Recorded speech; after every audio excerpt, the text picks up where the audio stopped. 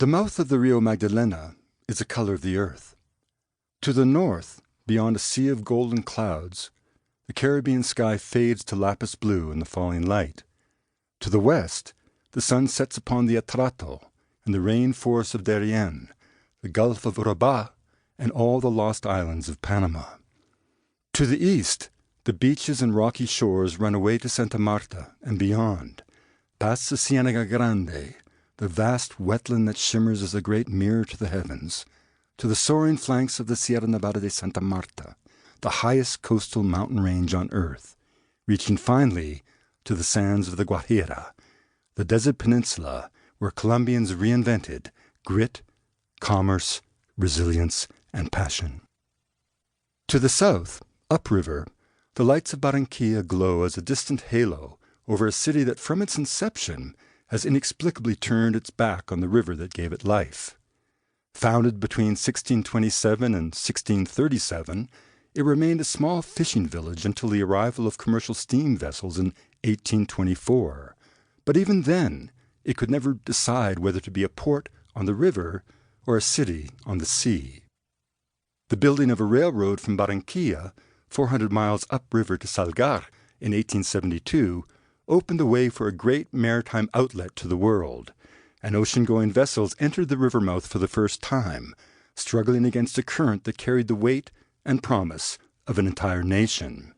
Indeed, one might say that the Magdalena carried the land itself.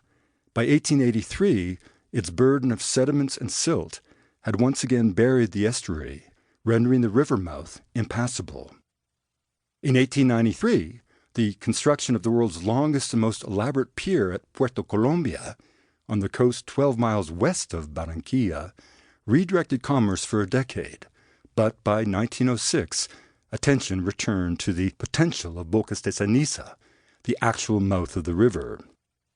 With grand plans both to dredge the river channel and to construct a modern port at Barranquilla, the government hired an American engineering firm in 1907, only to turn to the Germans in 1912, then a national consortium in 1919, until finally, in 1924, with little accomplished, the flow of money was directed once again to the Americans. Puerto Colombia was abandoned, its magnificent pier left to crumble into fragments of concrete and iron.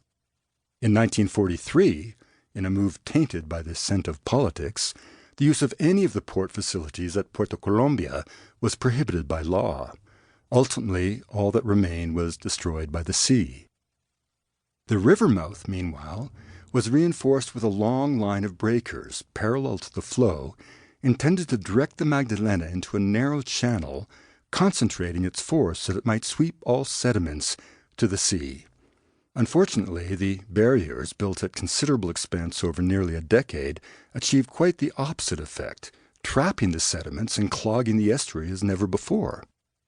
The global economic crisis of 1929 suspended work for several years, and it was not until 1936 that President Alfonso López Pumarejo, crossing into the mouth of the Magdalena aboard a destroyer of the Colombian Navy and accompanied by an entourage of ministers, admirals, governors, and mayors, was able to officially inaugurate the new canal and the proposed maritime and fluvial terminal, facilities that would not in fact be completed until 1939.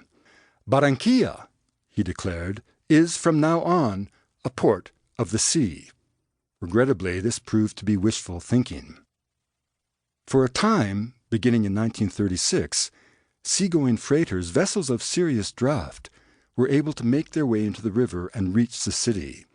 But they were fighting the power of a river, born 1,000 miles to the south, in the Macizo Colombiano, a rugged knot of mountains that soars over the continent, giving rise not just to the Magdalena, but to the rios Putumayo, Cauca, Caquetá, and Patilla, not to mention the three great branches of the Andes, which fan out in Colombia as immense cordilleras, running northward toward the broad Caribbean coastal plain.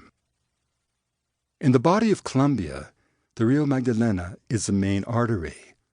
A new river, as measured in geological time, with a drainage encompassing fully a quarter of the nation, it flows from one end of the country to the other, through an astonishingly diverse landscape of glaciers and snow-covered volcanoes, cloud forests and paramos saturated by rain.